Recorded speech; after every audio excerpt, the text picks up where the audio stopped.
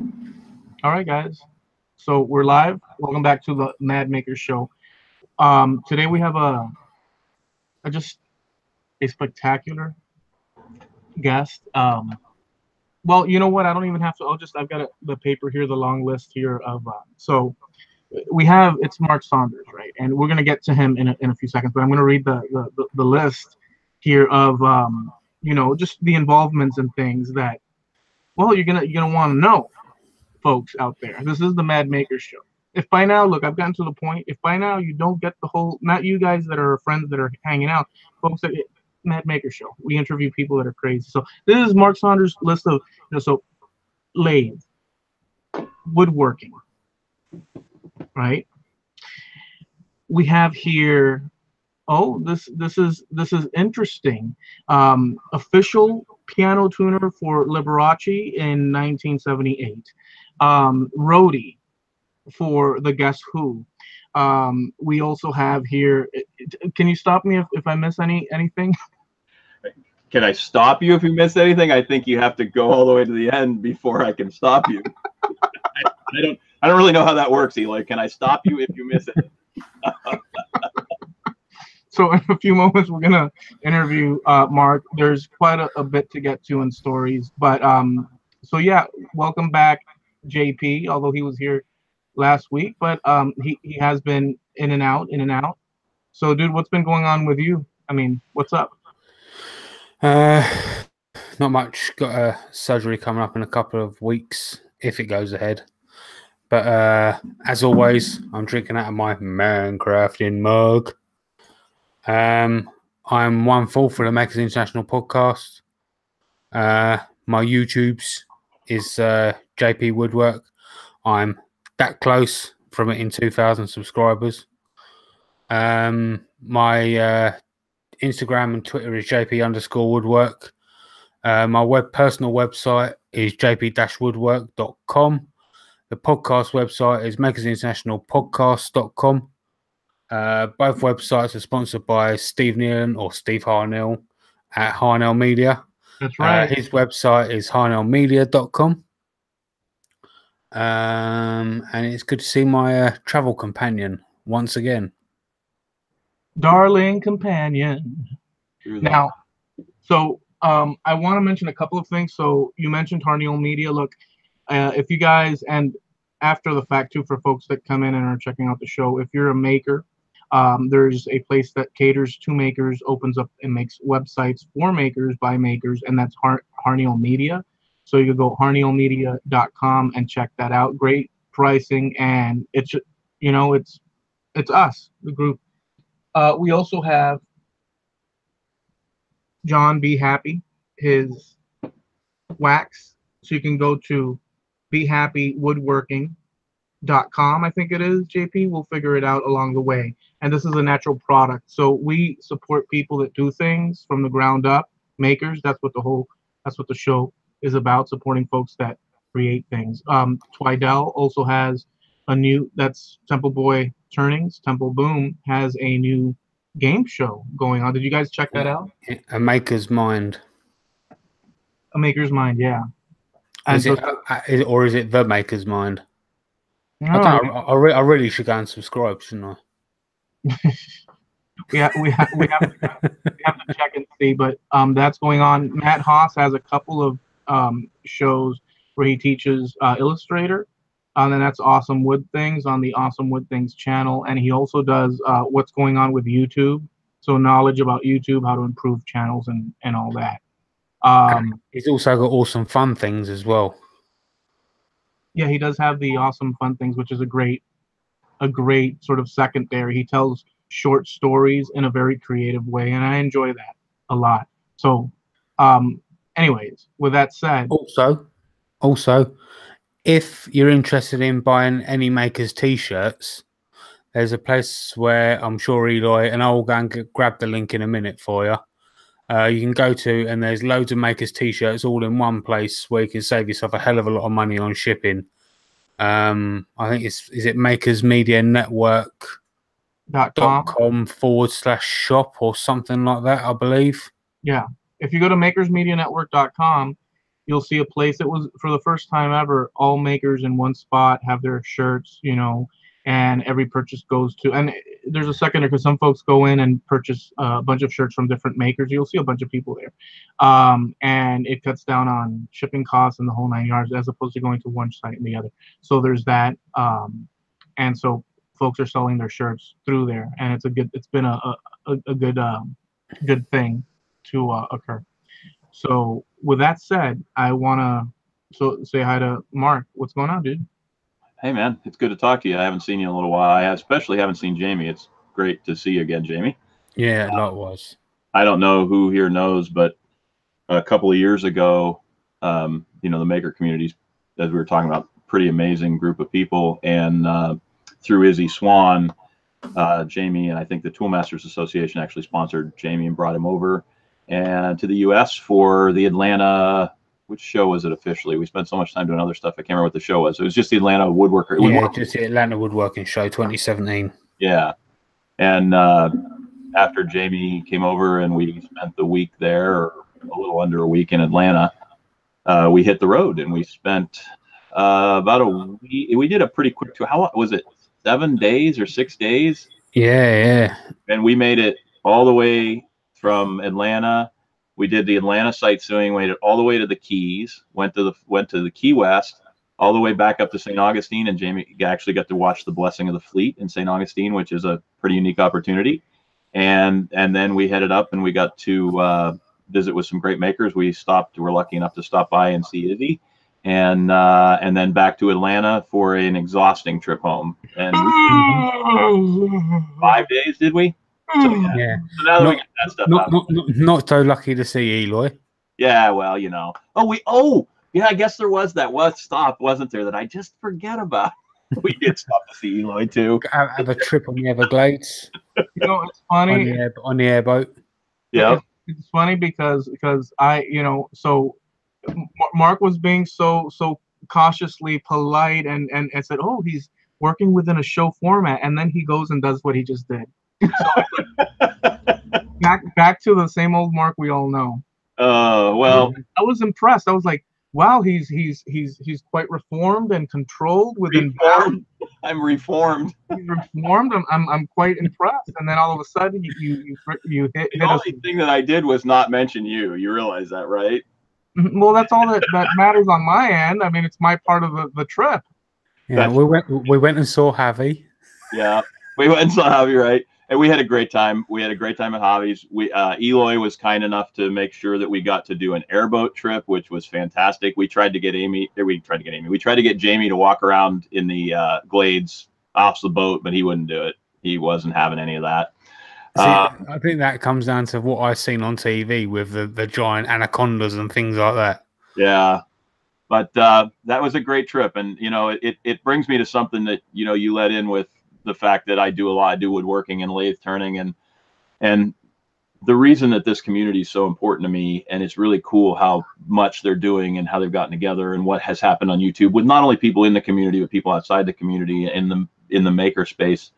I was fortunate enough to have an absolutely amazing teacher in school for our industrial arts woodshop class. I got to make a clock. I learned to use a lathe. I got to do lost wax pouring. We did oil sand. I don't remember all the proper names of it. We soldered our own toolboxes. I learned to stick weld. Izzy brought something up on a conversation a couple weeks ago, and it was funny because, or a couple months ago, and I knew about it because we had one at school, was a wood welder, and most people have never even heard of a wood welder, and it's not a big deal. It's just so cool that I got to experience all that stuff. And even though my dad was a contractor and we built our own house and I was very into that, I never learned a lot from him because he was always doing stuff. So that, that teacher really became a mentor to me and taught me a large percentage of what I learned to get my feet under me. And then once you have your feet under you and you understand the tools and you know how to use them safely and you're not afraid of them, it's amazing what you can do. And it's amazing to me, the people that I've got to learn under now because of this community beyond what he taught me, Carl Jacobson and there's so many more people that I watch the crazy things that Izzy does, or even Eloy. Some of the things that you do, Eloy, they blow me away. And you do them with a limited tool set in the most, people are always whining about, well, if I could afford a Fest tool, I would, I said the F word, I'm sorry. I could make great things, but yet, Eloy, you pull something out of the shed and you go out there and you make a gorgeous piece out of it, with a limited set of tools. And that's incredible. And I just wanted to mention that to shout out to the people that are doing this, because I don't get the time to make videos because I'm on the road all the time. And I very few of them. And I joke about the fact that the only thing I can make these days is excuses because I can't get into the studio, into the shop. But Freudian slip. It was a Freudian slip because I wish I had time to get in the studio. Because as Eloy mentioned, of course, I never had the opportunity to actually work with Liberace, and I wouldn't have had a problem with that. That would have been an amazing gig. But I was in the music business for a long time and touring and that is something else that I miss that I don't get a lot of time to do. But the one thing I have been able to make time to do is the things like I was able to do with Jamie's and other makers in the community, give back a little bit. So that was when I found out he was coming, someone's got to go with him. He's got to see a little bit of the US, and I've been fortunate enough to I just came back from Maker Faire. That was an amazing trip. It's amazing. You're telling us the whole life story without the, look, there's a little bit of sort of, verbal foreplay that has to go on. You're all in. You jump right in, dude. Jump right in. When you're all in, when Mark is all in, he's not going to stop for. There's no time for. Not for you, especially. The last time I rolled up to your house, or no, it was 2 times ago. I spent a bunch of time in Florida, and of course, Eli lives in Florida.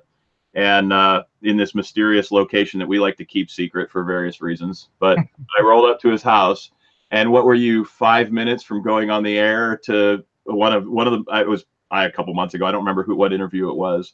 But of course, I roll up and I'm banging on the door, and he's trying to get the Maker Show going. Well, I have a couple. So yeah. So Mark, he travels. We're gonna get to that. We haven't, dude.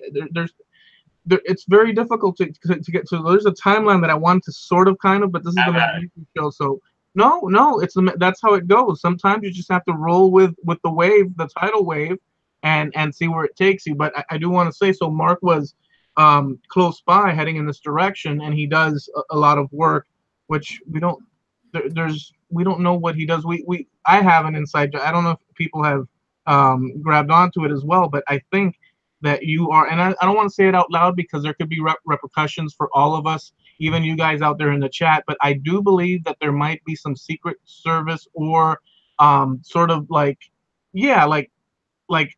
government spy stuff going on, and Mark is, and I don't want to say it out loud, and I just did, but yeah, it's secretive, isn't it, Mark? That's the answer that I expected. Now, that's the answer I expected. Now, so Mark shows up, and so I had a show that we were about to go on, and a couple of things, so I like to make people feel accommodated. When JP and Mark were coming over, I got the place ready. They were up in Atlanta and stuff, because it's a small place, and so yeah, they come over, and I was surprised. Mark was nonstop storytelling. The energy was. Can you tell us about that, Mark? Your nonstop story, and to boot, you're on vacation, and you're supposed to stop and smell the flowers. You didn't have. There's no with your vacations. There's no flower smelling. We're on a schedule and we're going. So everybody get ready. Let's go. What's up with that? To be fair, Jamie was on us. We had a short leash. We had a time window that we were able to try to accomplish the things that we had going on. And I wanted to get him to the Keys because it was, it was a destination that we had. I had a friend in the Keys. I was fortunate enough to be able to leverage that friendship. And we went out on a fishing trip, and it was, didn't we just? Yeah, we went out on a fishing trip, and I think the last thing that was said before we pulled anchor to come back in was, we better go because I'm afraid the next thing that's going to come out of his mouth is his sneakers. And that was Jamie because he got a little green. There were some other maybe less appropriate things, but more laughing than anything. Yeah. So there was a lot of this, because Eloy you're a very zen, mellow, like, let's just enjoy the moment. And for me, the moments had to fall perfectly into order in order for Jamie and I to accomplish everything we had to accomplish. So I was pushing Eloy quite hard the whole time. I'm sure by the time we left, he was both exhausted and a nervous wreck because I pushed him hard. We did. I was exhausted. You're not supposed to go. So look, I don't. Maybe it's a Florida thing, or maybe it's just me. But you're supposed to just kick back and roll with it. And like, but you guys were, and I think Jamie Page was okay with rolling with it and just kicking back. But you are quite like stern, and we've got a schedule, and it's not like, so you'll concede, but you'll sit and like, so in those little brief moments, you'll sit and you're tapping your finger and you're tapping your feet and like, okay, but you know what, we got it. So, but there's an unwind moment that needs to occur for, but you're not rigged that way. Yeah. So you're about getting stuff done, right? In my line of work, you got to be on your toes at all times. You got to be on top of your game 100% of the time. You can't afford to make mistakes, right? So really the game is you have to make sure that you're on top of your game. So if I have a schedule to keep that pertains to being able to actually get a job done, because if I get there late, I might not be able to get the job done.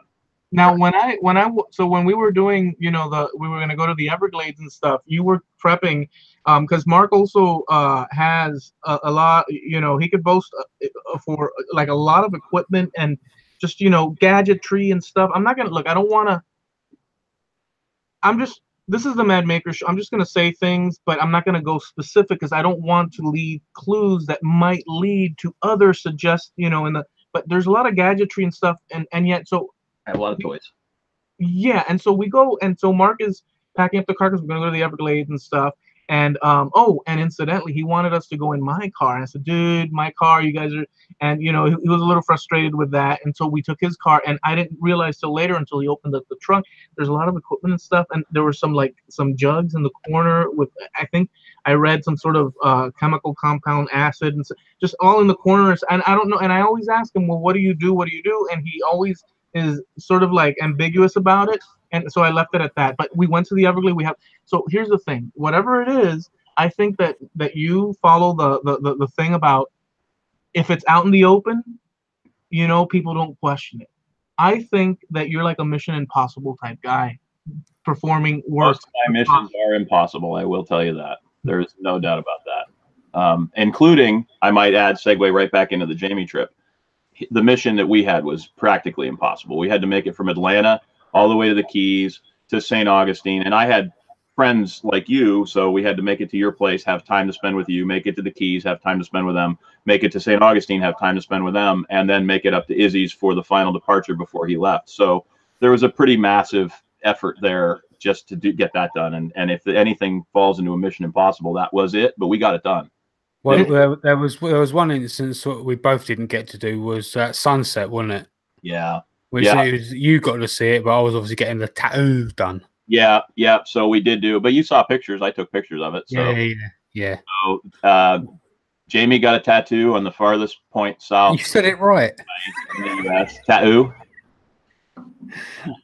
You know what was cool? Also, I want to say this one thing, and I'll just because it is the Mad Maker show, and we're all complicated. Humans are complicated. But that particular show, which I did not attend, but that particular event and the people at that moment and the vibe of that moment was super special. It was.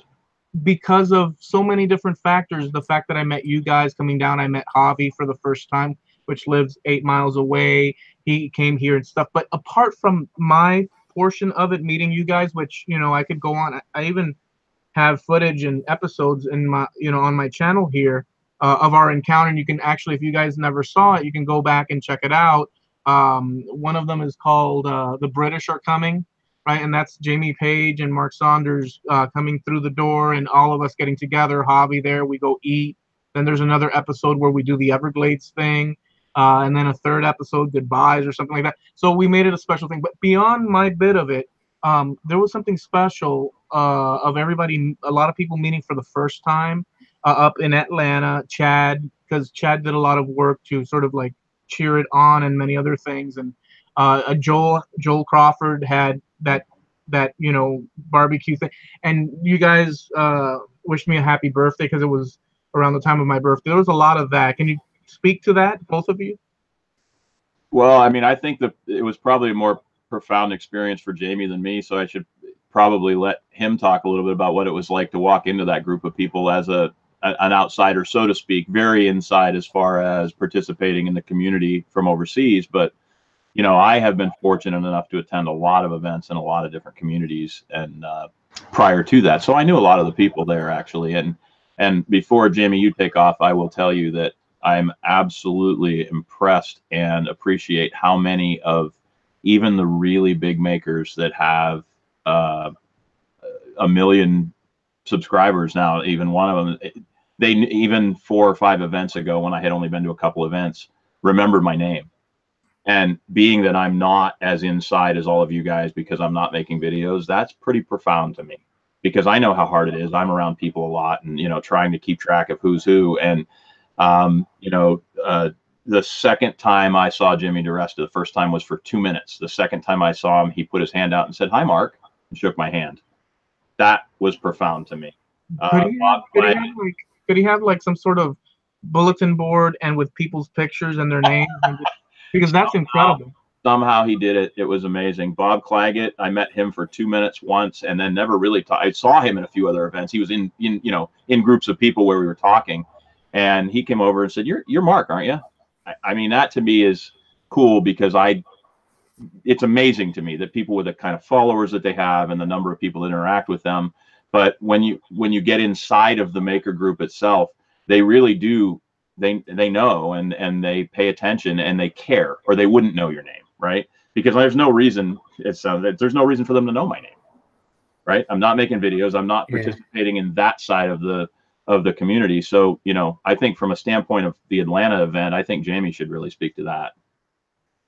Yeah, I mean, when it comes to the Atlanta event, kind of, I mean, right from the start, I never really felt I kind of deserved it, despite the fact that everyone said I did and things like that. But when I actually arrived there, or actually going over to the plane, I was kind of like, I'm going to get to see DiResta, I'm going to get to see Izzy, I'm going to see everyone, all the people that I've spent years watching and admiring and things like that. And then I kind of like had a little panic to myself on the plane, and I was like, but why am I panicking? It's got like their friends, their family, And then I turned up there, got out of Chad's truck, and obviously Chad was the first person I saw there. And I mean, I've been in hangouts with him practically every day before before I turned up there. So I got there, turned up to the actual event. You mean until you quit talking to us in hangouts every day, until you quit talking to us? Yeah. And I turned up to the Cobb Galleria where the event was, and the first couple of people that I saw was I think Bill Lutz was one of the first people that I saw, and he just gave me the biggest Bill Lutz hug ever, and Chris Cute was one of the others, and then I saw Robin Jacobson, and Robin said, "Come on, I'll go and take you to see Carl." And obviously, everyone must know the relationship me and Carl have. I mean, at the end of it, Carl ended up going to get a cacao tattoo. And so when I went first down to see Carl, so Carl was actually standing there talking to somebody at the time at the Easywood booth in the event arena, and he kind of like locked eyes with me. And he just froze, and he just sort of like he had to kind of like, he was trying to talk to this guy, and then kind of talking to me, and like he didn't know what to do, so he just waited for this guy to walk away. But was the soundtrack Dreamweaver playing over the intercom? Kind of, yeah, kind of.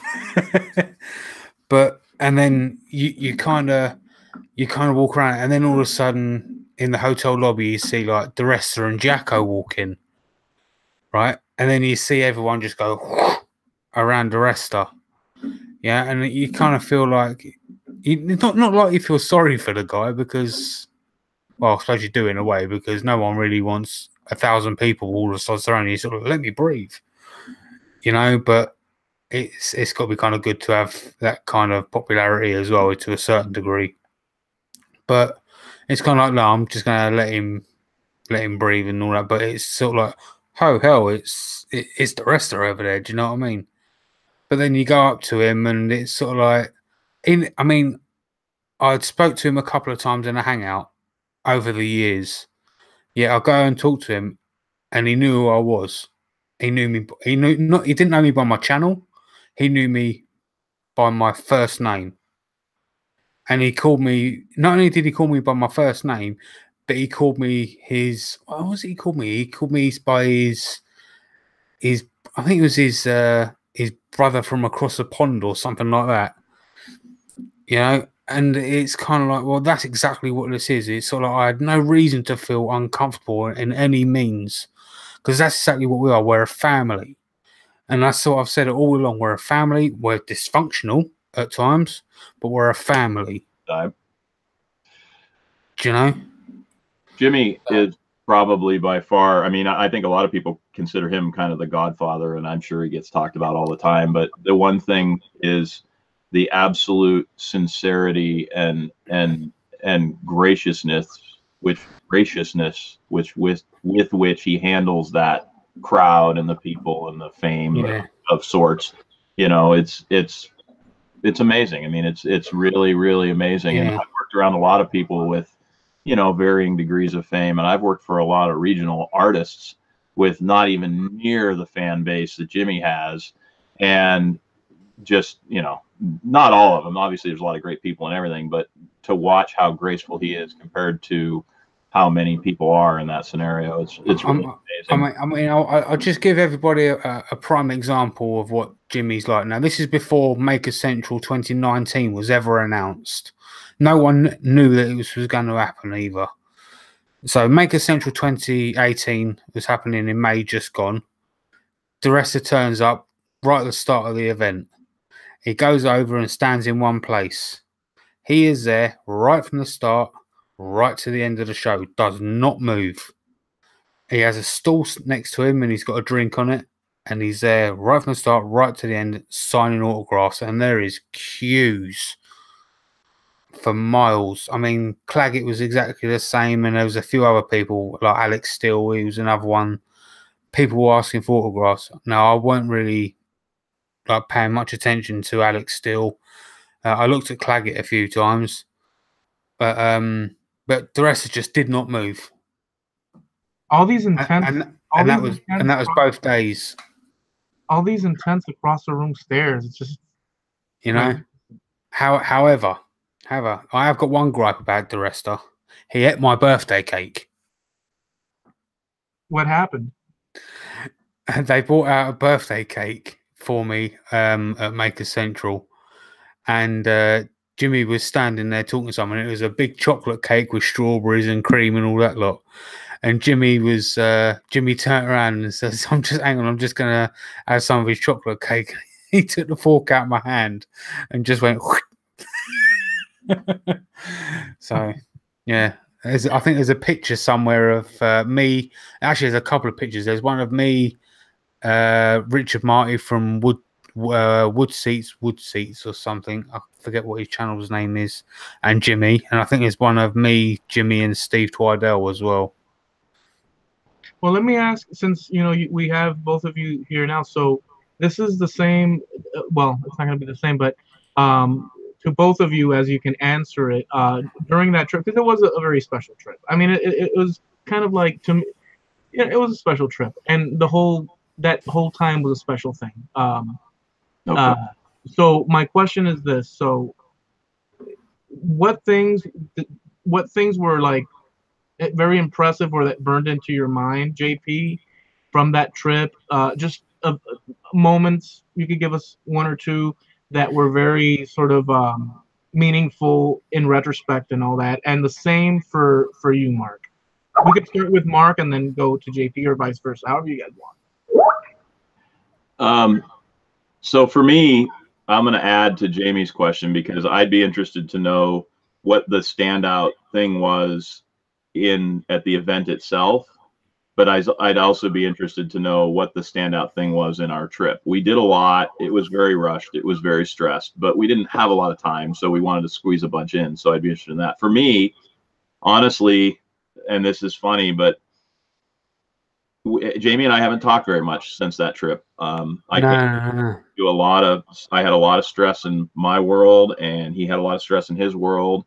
But there's a bond that you form with somebody when you spend that much time in a car. And I like to drive, and of course Jamie couldn't drive because he was here in the U.S., so that's not going to work anyway, you know. So so I drove the whole trip. So I drove that entire, I don't remember. Do you remember what the number was? We checked it on the rental car when we took it back. I think I have I think I've got a picture of it somewhere. Yeah, it was a bunch of miles. It was probably 2,000 miles, I think, if it was a mile. And we did it in 5 days, including sites, stops, and sleeping and everything else. And my standout thing for that whole trip, as crazy as it is honestly, Jamie, the time that we had in the car. Yeah.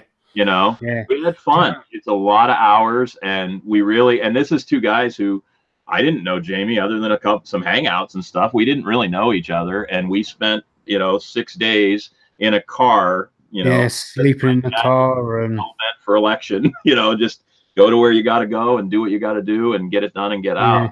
And it was a really great trip, and I'm fortunate to have some really, really like sleep that I can call up and say, hey, we're stopping by, and they would say, we'll make a place for you, and we'd come by and stay. And we stopped at a business partner in St. Augustine and stayed with him, and he made us an amazing meal. I was at steak and scallops, I think.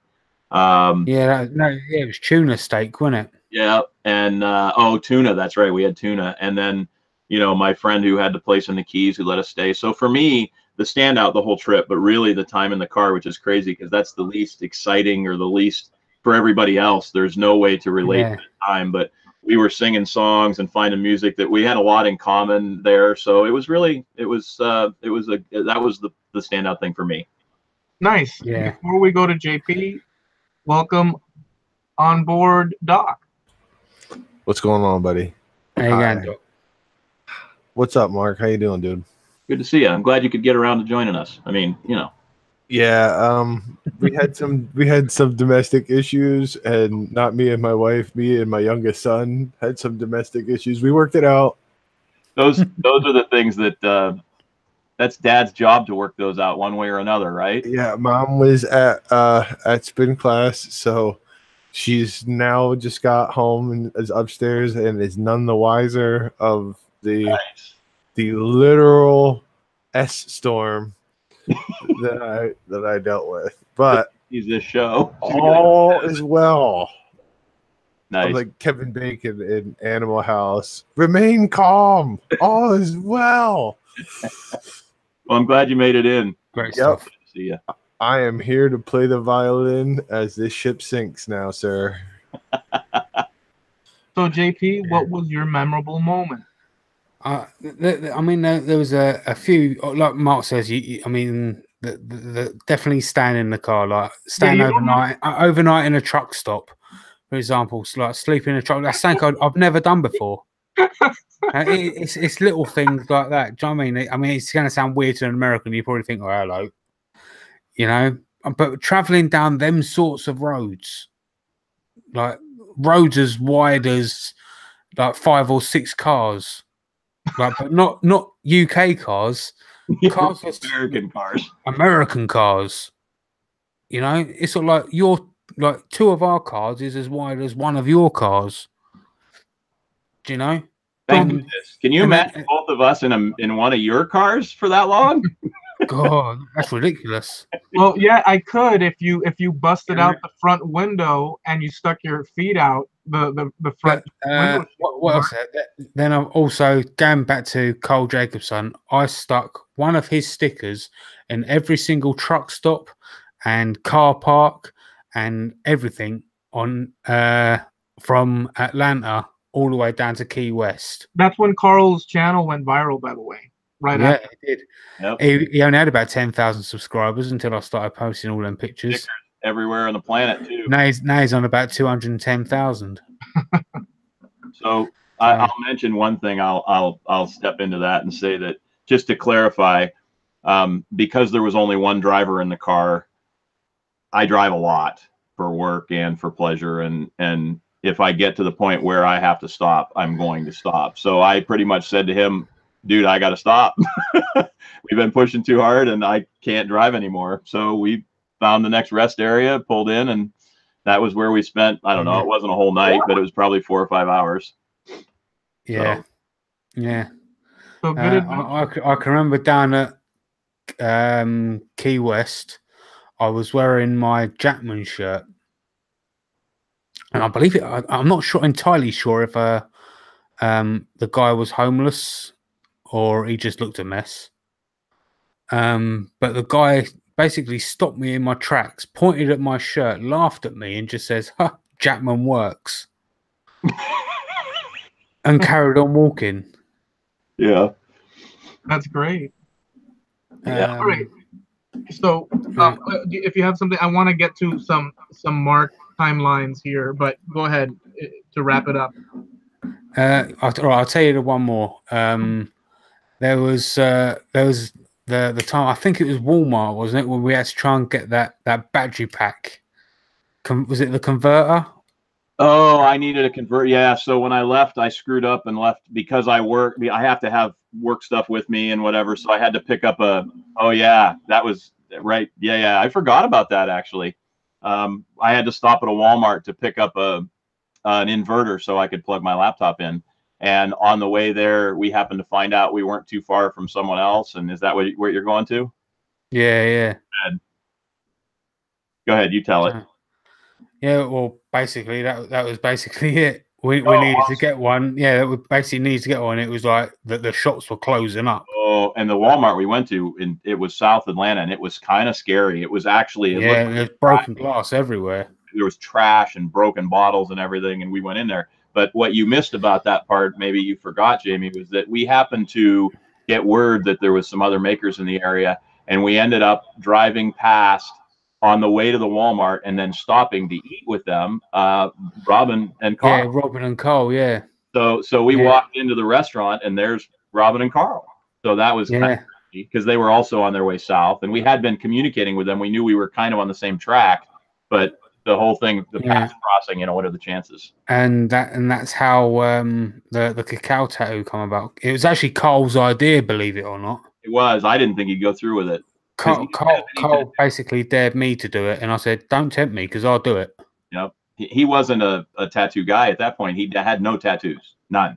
And the cacao thing, he's like, "Oh, I might do it." And there was a little bit of goading, and then he said he would, and Robin was there, and then they got into this thing. Well, she started egging him even a little bit, and it ended up happening. Yeah, I was the first one to get it done, and then he was by that, and he said he would do it. So he made the promise: if you do it, I'll do it. And there were enough witnesses that Jamie did it, so he had to do it. It happened. It did. Yeah. It did. All right, so let me ask you a little bit, so we can get some information here about you. Yeah. Where did you grow up? Where are you from originally? Give us a little bit of that. I can only talk about some of that, but so I grew up in northwestern Pennsylvania, right near Lake Erie. Had a really, really interesting, amazing childhood in the woods. We built our own house. Like I said, the school I went to, well, I have not very many good things to say about my overall experience in school. The industrial arts teacher that I was lucky enough to have was amazing to me and really gave me my start into how much I love to make things. And I'm sure I probably would have had the love to make things, but the foundation that he built for me in the classes that they offered, I mean, I've been from metalworking to woodworking right across the board. It's incredible the things that I can say, hey, I did that, not because I'm great, but because I had someone mentor me and teach me how to do it in a public school system, which we have lost so much of.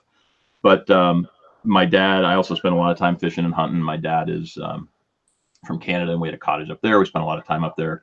I didn't get to spend a lot of time making things after school. Went out on the road with the band in the music world and didn't really do any of that for a long, long time. And then Brothers, sisters? yeah, I got 2 brothers and a sister, and a daughter and a wife, and my dad comes from a massive family. So on the other side of the border, I have a huge amount of cousins.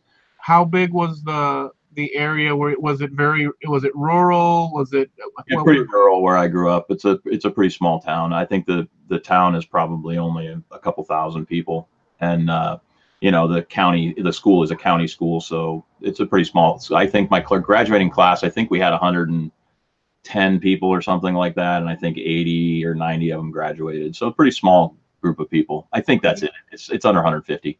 Key moments, well, not moments, key things that you remember from back there, be it TV shows, just pop culture things, TV shows, maybe even toys. Just give us a little bit of music on the radio. What were the things that you can still look back and remember? It's funny, but I wasn't into that stuff. I grew up a country boy, and I loved the outdoors. So I hunted and fished and hiked, and I spent time outside. Back where we grew up, we were in a rural area, and this was still broadcast television with 240 by 320 resolution, if you can imagine. So you add a little bit of noise to that for the open air broadcast, and it's not even worth watching. So no show. I really wasn't into that, and I wasn't that.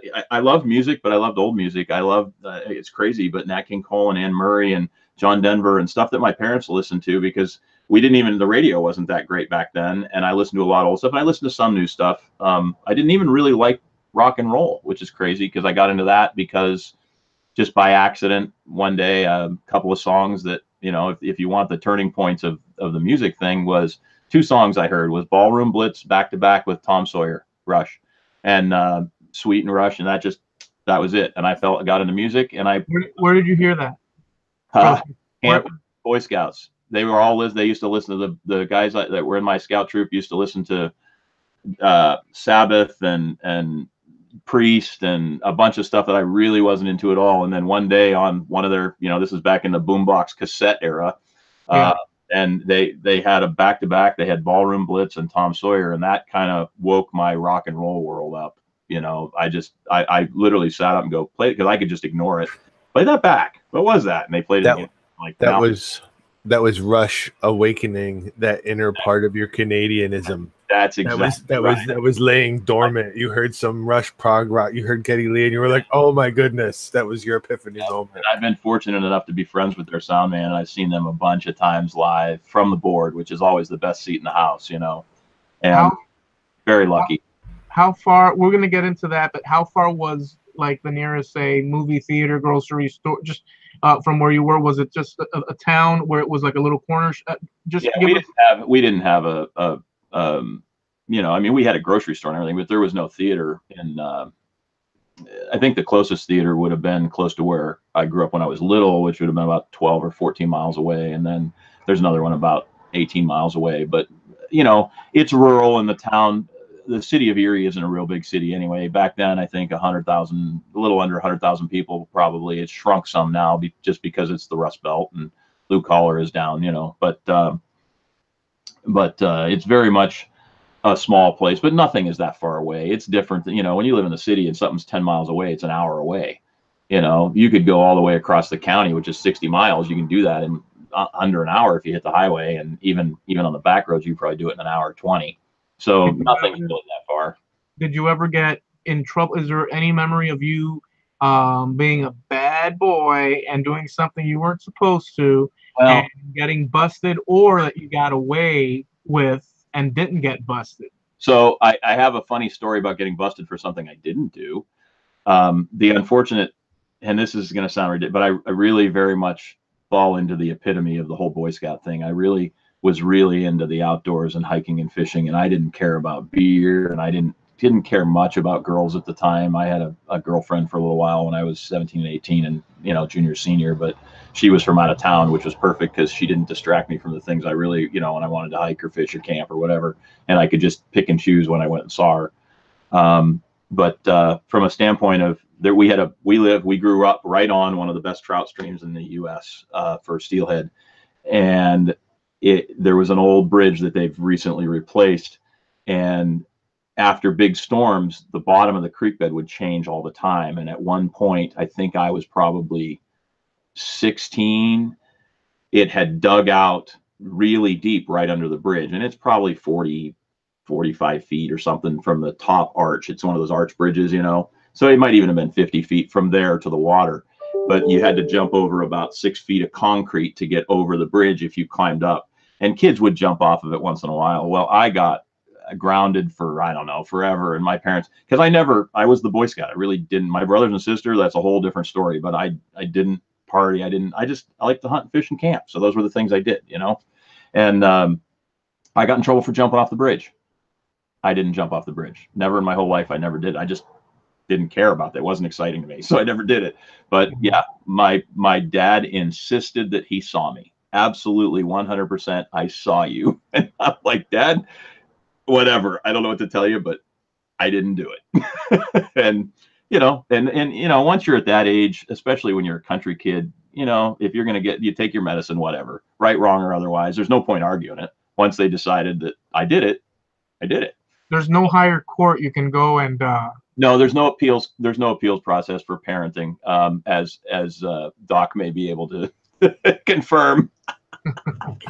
The way we run it here is I default to my wife, who defaults to her mother, and that's the hierarchy. And then if we really have to get something done, we call my mom, and she blows through like a mighty wind. I will give you one thing: as the kids get older and maybe not quite as mouthy as they can be yet, but cuter, be very careful about turning to grandma, because grandma can always find the good in everything, even when sometimes you need a little smackdown.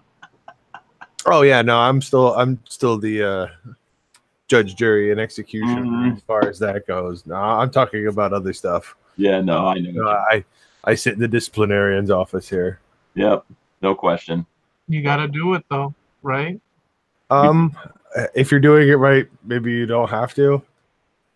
I don't think that's possible. I think there's always going to be some. There's always going to be some, but you can limit your trips maybe.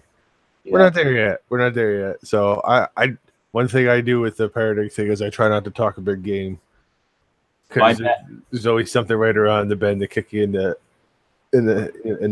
pants. You just reminded me of one thing that's kind of funny is, you know, the discipline thing today is such a hot subject with timeouts and everything. And, you know, my dad never hit me, never, except once. And I thought he was at work, and I was probably 15, maybe 16. And it's funny, I look back now, and I was in complete a-hole to my mom. I was being mouthy and snotty, and she asked me to do something or told me to do something. And I was just, and it's funny, I can't remember the circumstances. And I don't even know that my mom would remember me doing it or what happened, but Dad happened to come home for lunch, which he never, ever did. So I was, you know, my trap was running and I was being an ass. I mean, there's no nice way of saying it. I to this day can look back and say, I don't remember what I was saying, but I absolutely remember that I deserved it. And I took a step. I was going upstairs to my room, and I was on like the second step. And the next thing I knew, I was laying at the top of the stairs. And I don't know what he did or how he hit and cuffed me in the back of the head, but he knocked me up 6 or 8 stairs. And I deserved it. I mean, there's no, you know, boo-hoo, my parents were awful. I deserved it. And I never did it again. You know, and it's actually a good memory for me, as odd as that is. You look back, and kids know when they're wrong, you know, and it's the level of discipline depends on, you know, I was a tough country boy at the time, and they could have yelled at me. I used to laugh when we used to hit us, you know, go get a switch off the tree, right? For me, it was like, whatever, you know, it didn't, because when you're a country kid, you don't, you know, it's hard to hurt a country kid. You know what I mean? It's funny that you don't remember what you did, but you never did it again. Well, I remember what I did. I was being an ass to my mom. I mean, there's no doubt about that. I just don't remember what the topic was or what she asked me to do and I wouldn't do, or what, you know what I mean? Whatever the circumstances were that brought it to a head, yeah. I don't remember. But I absolutely do remember that I was not being at all respectful. And I'm a very much, and my parents always, I wasn't brought up that way. I have no idea what set me off that day. I was a teenager. I just remember what the consequences were. Here's what we're going to do. I want to ask you about so young teen growing up in this. I want to now ask you about sort of you mentioned that your old man didn't necessarily teach you directly with the tools and the woodworking, but you had access and whatnot. I want you to sort of give me a little bit more so I'm going to ask you about that in a second, but once we're done with that, JP, if you could run who's out there, the roster, and if there's questions for Mark. And then after that bit that we do now, I'm going to sort of touch or ask you a little bit about the music side of things, just a little bit of the history of you, how'd you come into that, and just to see what you say, okay? Yeah. So Yeah. I'll try to be super concise on the thing with Dad is we had a lot of tools in the house. We had our property lumbered, and part of the deal was they had to give us back half of it was all walnut, black walnut, and we got half of it back, or a third of it back, already milled.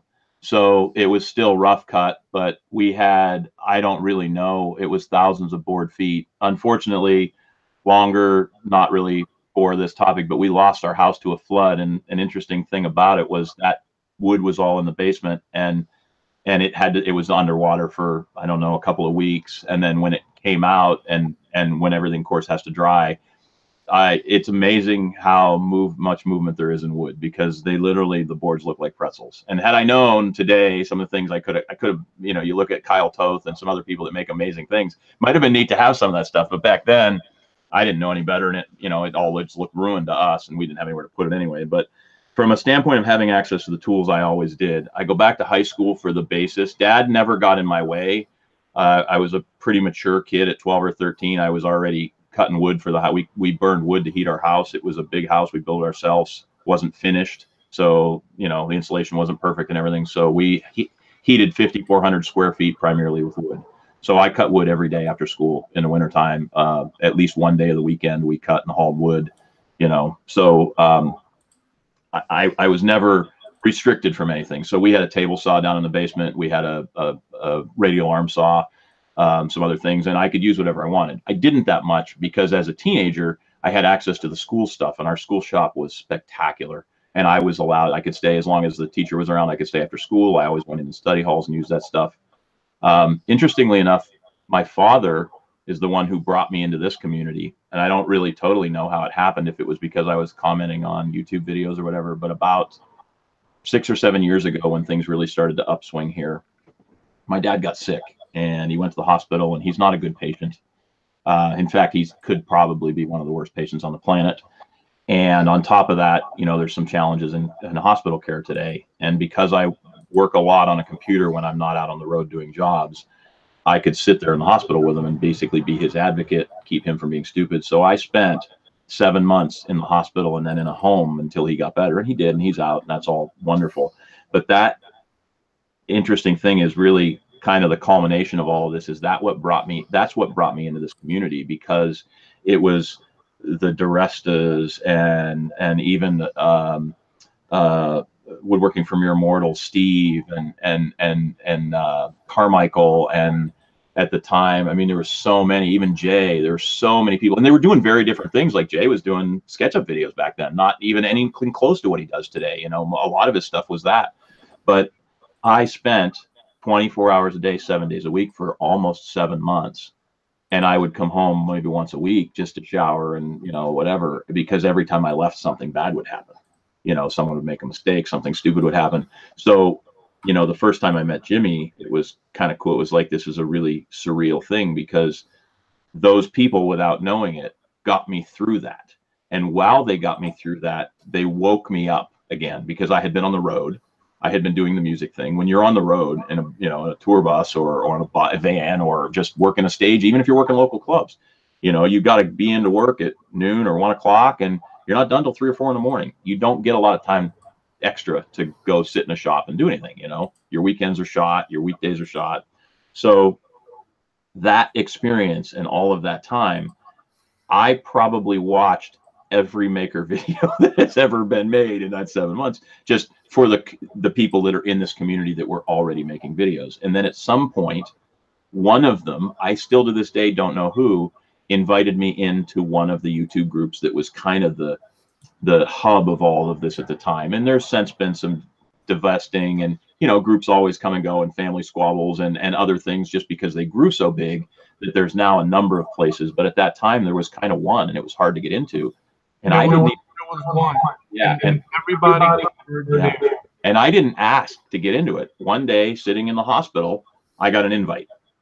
So I joined not knowing, and that particular, and I don't want to say get all sappy and say it changed my life, but it very much could have saved me, because at that point I couldn't leave the hospital for long. So I started looking for ways to do things, and that's what started this really slippery slope. I bought a lathe, a little one, because I thought, I can get out of here for a couple hours. I'll set it up at my brother's house and I'll make pens. So I bought like a ridiculous amount, $500 worth of pen stuff, and I bought a lathe and I set it at my brother's house. And when I'd leave the hospital, he lived, I don't know, 12 minutes from the hospital. I'd drive up there, and I'd go down in the basement and I'd figure out how to make a pen on a lathe. And I hadn't turned anything since high school.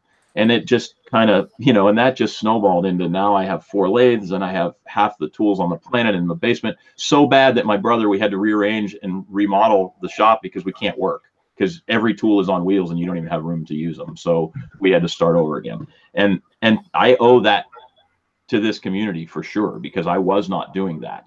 And it's a pretty profound thing. And I there's no way to express the experience of what we went through for that 7 months in the hospital. And my father and I aren't even that close, to be honest with you, or we weren't. He's much closer to my brothers, but I was the one who had the education along the medical lines and who understood the stuff and who had the ability to be there with him. Had it not been for this maker community indirectly, keep in mind, it wasn't even at the time, most of it, I wasn't interacting with them. There wasn't a group that I knew anybody yet, or that I was friends with anybody yet. Just what they were providing was enough to get me through that. And that's kind of profound, because that's not even what people are making it for, right? You're not making a video. Jimmy's not making a video about how to make a bench to get someone through a rough time. But yet, in my heart, I've always loved to make things, and that kind of had gone dormant. And not only did that wake me up, but it got me through that time. So it's actually a little hard to talk about.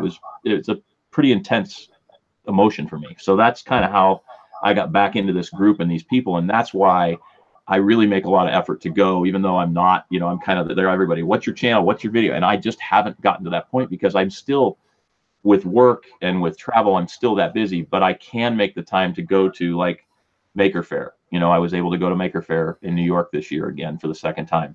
And when I do that, I've always been fortunate and lucky enough to find somebody different to stay with. I stayed with Cam from Cammy's Garage this time. Sean from Maker on the Move I stayed with.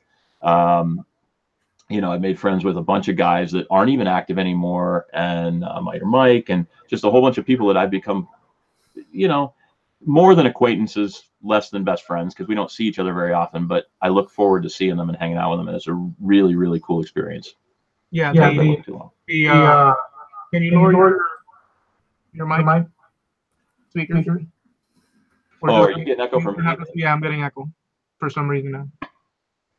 So yeah, I just wanted to say that's a very very cool thing, the way that you said that, and I totally agree. The maker community, it's the unintended consequence of building something is that people can around that sort of activity, all sorts of good positive things occur, like all these friendships. And yes, although that we're not in the same room, when you guys came over, it was like, okay, now they're here. Sure, right. There was the shock of like, wow, look, JP's right freaking in front of me and stuff, and Javi's there filming and stuff, But it's like, okay, so here, let's do whatever is next. Okay, let's go eat. Let's go.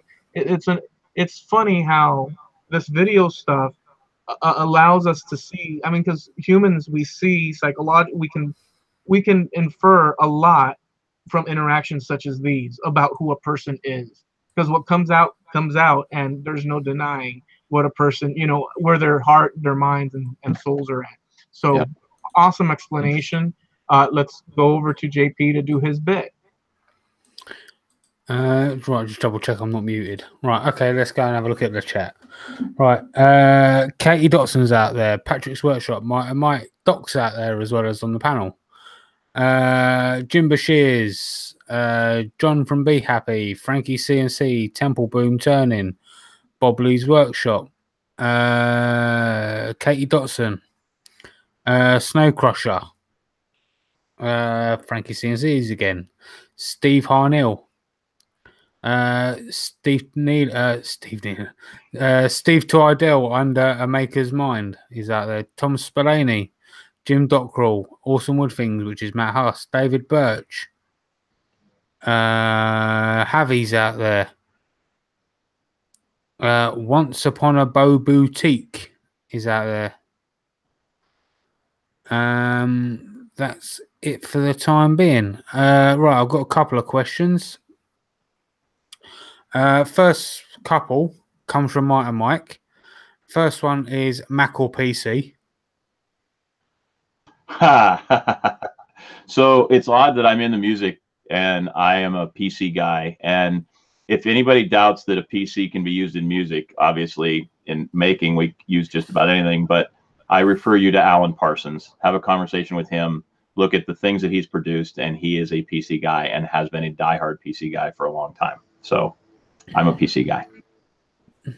Okay. And a fan of Alan Parsons' work on various projects. And Mike also wants to know how your feet are doing. Actually, yesterday was the first time I've had some pain, and he's referring to that because I went to Maker Faire in the Bay Area this year. I was fortunate enough to spend some time with Bill Lutz and to go to Maker Faire. And last year I got to, and this is, Jimmy DiResta broke my feet. I was in an amazing situation to be able to get a tour of New York City from Jimmy with a bunch of other makers. Laura Kampf was there, and April Wilkerson, and there were a couple other people with us. And we got basically the grand tour of New York, and Jimmy broke my feet.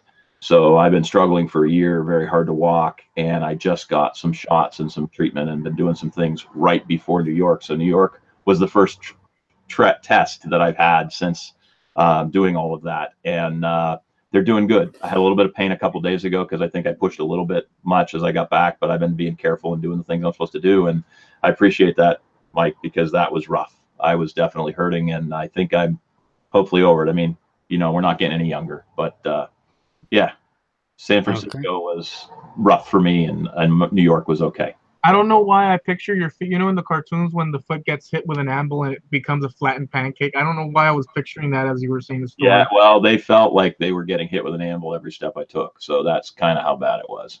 But yeah, it's no joke. And I do owe a lot of my treatment and the choices I made to Bill and Casey, because they both had struggled with it and spent a long time, you know, with those support conversations of, no, you should definitely do this if it's this bad. So I got home, I made the arrangements, I did it. I waited a little too long to get it done, but I did it. And Bill, if you happen to see this, or Casey, thank you. You were right, and it helped.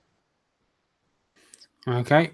Matt Huss, he says question, but there's actually 3 questions. Yeah, you could do, I guess. He says, favorite tool, favorite project, and are tacos the best food? Well, I'll ruin everybody and say I'm not a taco fan, first of all. So sorry, Matt. I'm just not. But my favorite tool, as strange as it's going to sound, is probably this. My brain, and that's an odd thing to say, but because I like to look at projects, and a lot of the projects that I do, I go into them knowing what I want, and I come out of them with something totally different, because as I go, I'm always looking and improving and changing, and I go in with perhaps no idea of what I'm going to do.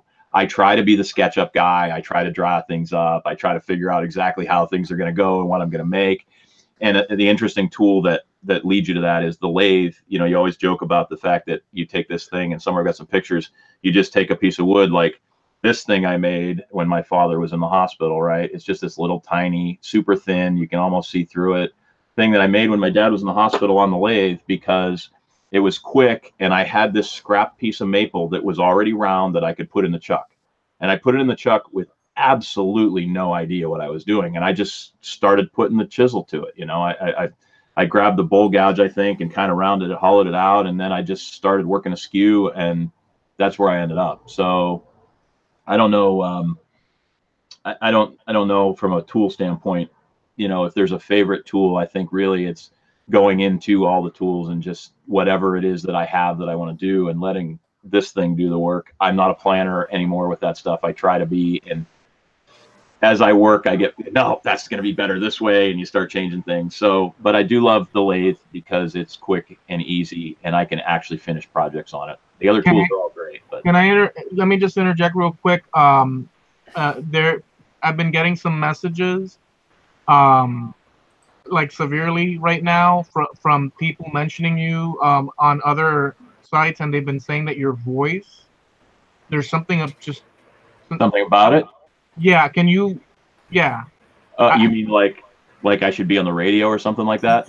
Yeah, I get that a lot. In fact, I think it happened once when I was with some other people with great voices, and one of them might have been a little offended, but we were sitting in a restaurant. I think it might have been Jamie and Eloy and myself, and I think it was Javi, actually. I think Javi was there. And we were at a wonderful Spanish restaurant, and I was having a little fun with the Cubans who are very Italian in their talking, and I was doing some of this. And in the meantime, there was a woman behind us in the booth who who made it a point to come over and lean on the table and say, "You have an amazing voice. You have a radio voice." And Javi, in his finest, I'm going to put on my special voice, says, "Well, what about me? I've done voiceovers and radio work." And she looked at him and she turned around and looked back at me and said, "You have an amazing voice," and walked away. And that was poor Javi. That was it all night. That was what he got for the rest of the visit, was that, because it was an interesting thing. The waitress was smitten. Yeah, I think. Like this, she did one of. Okay, have you seen in the movies where the table and then they go like this? I don't know if it was quite that bad. It's like, have you ever seen the movie Mask when he's sitting at the table and he turns into the dog and he's sort of like, yeah. That was for you, Javi, because we always have a good laugh with that. I hope that Javi was still watching, because he was there just a little while ago, but he's not responding. He might be. You'll see it. Mike has said Javi's got a face for radio. So do I. That's one of the reasons I stay off of YouTube, right? Yeah. No, but okay. Marsh Wildman says, "Are you going to Fabtex next month in Atlanta?" I hadn't planned to, because I actually have to be in Orlando. I think I have to be in St. Augustine on the weekend of the 12th, and then I have to be in Orlando that week, and I think it's the same time. So I should look into it, because if I'm on the road, I could probably stop there on the way back, but I'm not sure. So maybe I will check it out. Are there a lot of people going to that? I'm not even familiar with that show. I couldn't tell you. Yeah. And last one for the time being, the Patrick's Workshop says, "How did you meet your wife?" I don't know if he's asking me that because he's heard the story before. So, or he wants tips. My wife hates this story, and I'll tell it in perpetuity that it's a little bit misleading when I say this, but I was on a date when I met my wife. It was New Year's Eve. And I wasn't really on a date. I had been in a long-term relationship, broke up, got into a new one. Long story short is I was with this girl. It was probably the second or third girl I dated since I broke up. And it's hard when you're working the kind of hours that you work, and when you're in the music business, there's a lot of stresses there. So I was with her, and she did something that was kind of the straw that broke the camel's back, and it really pissed me off. So I handed the room key to her friend that we were supposed to be staying at and said, "I'm out. Have a nice New Year's." And I walked away. And a couple hours, or maybe an hour later, and we were working at the time. I was with a band, and we were in a club. And probably an hour later, the one wife that I didn't get along with in the band happened to be there. And I walked up to her and said, "I guess you're my date," because and she looked at me and said, "That bad, huh?" Because we didn't get along. So she knew that meant that I was miserable.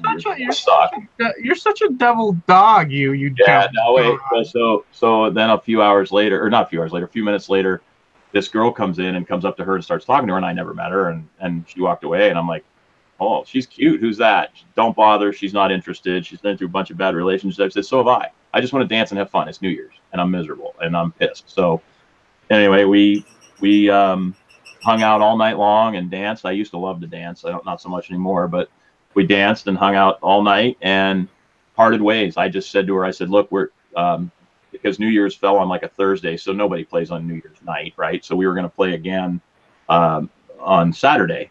So I said, I'll be back here on Saturday night. I'll be here early to tune the guitars and turn all the amps on and check everything out, because we didn't have to set up. Obviously, we were already set up. And she said, and I said, if you want to, after I do that, I'll go hang out. There's a bar upstairs. I just hang out there waiting until we come back down and play. So I was excited because I really dug her, and we went back and I sat upstairs. You devil dog, you. She didn't show up. So I, well, whatever, I give up. And I walk downstairs, and there she is standing there with our sound guy, with our front of house guy. And so she's like, oh, I waited upstairs for you. I figured you must be down here. So as funny as it is, we sat 35 feet apart, but there was enough people in the bar that we didn't see each other.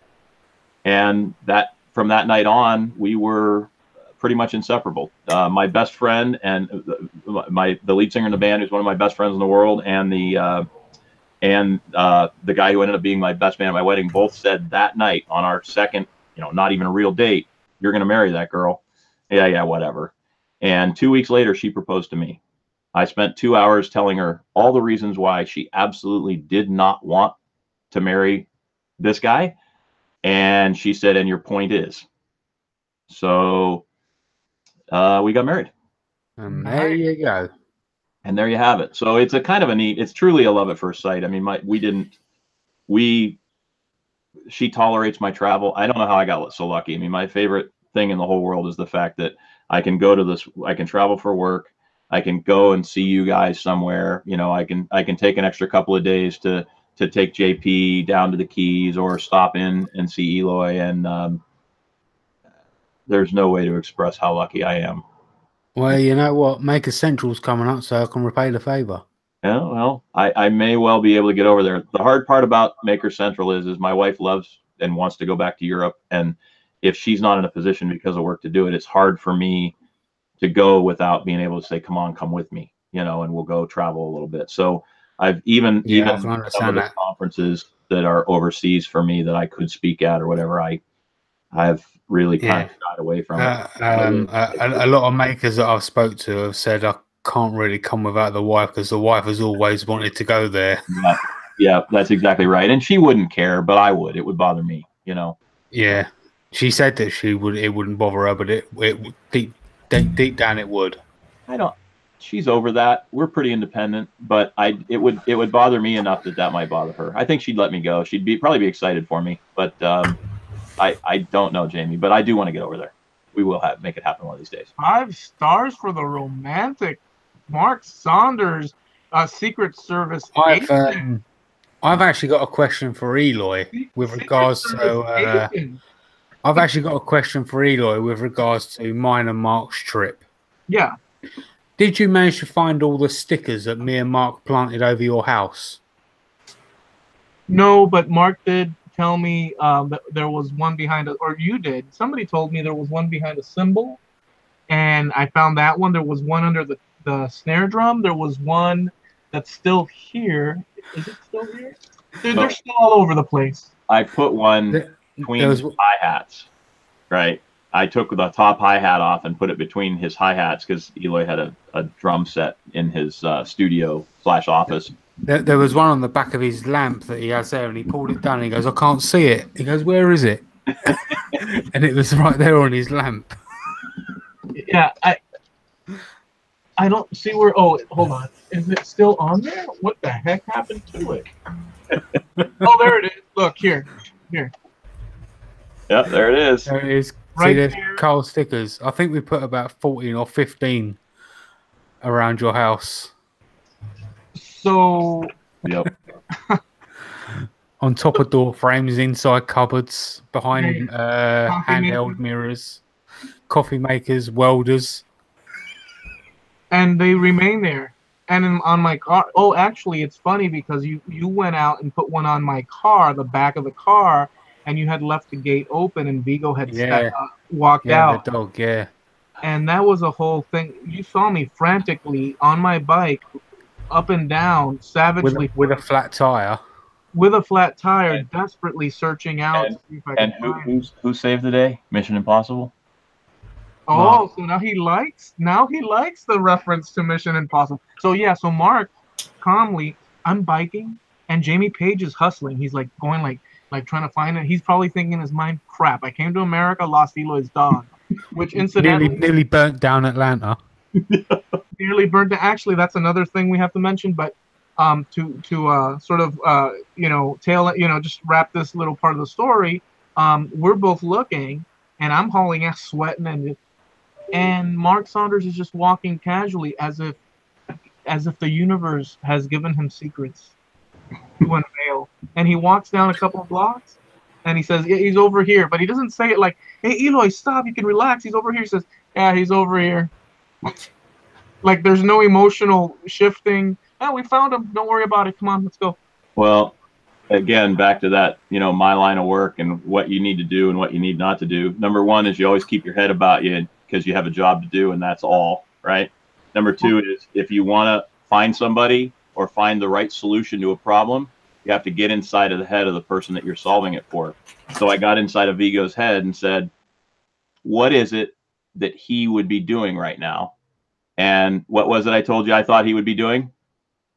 Sniffing around? Finding a new lawn to take a dump in.